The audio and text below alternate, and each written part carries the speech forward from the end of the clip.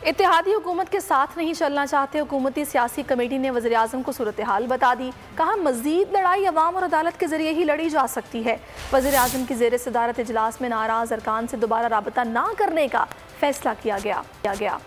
इत्तेहादी PTI के साथ चलने पर नहीं राजी। वजीर आजम की ज़ेरे सदारत इजलास में हुकूमती कमेटी ने इत्तेहादियों से मुज़ाकरात पर ब्रीफिंग दे दी। सियासी कमेटी के इजलास में नाराज अरकान से दोबारा राब्ता न करने का फैसला किया गया। वजीर आजम ने कहा कि पार्टी से इनराब करने वालों को अदालत से ताहयात नाअहल कराने पर जोर दिया जाए। कमेटी का कहना था 27 मार्च के जलसे में आवाम को बताया जाए कि चोर डाकू अवाम पर मुसल्लत होने की तैयारी कर रहे हैं। वजीर आजम इमरान खान का कहना था कि ये माफिया मुल्क में तरक्की नहीं चाहता, हम अपना फैसला अवाम की अदालत में छोड़ते हैं। सियासी कमेटी के इजलास में वफाकी वज़ीर असद उमर, परवेज खटक, शेख रशीद और फवाद चौधरी शरीक थे। अपोजिशन की तहरीक अदम एतमाद से मुताल्लिक उमूर पर तबादला ख्याल किया गया।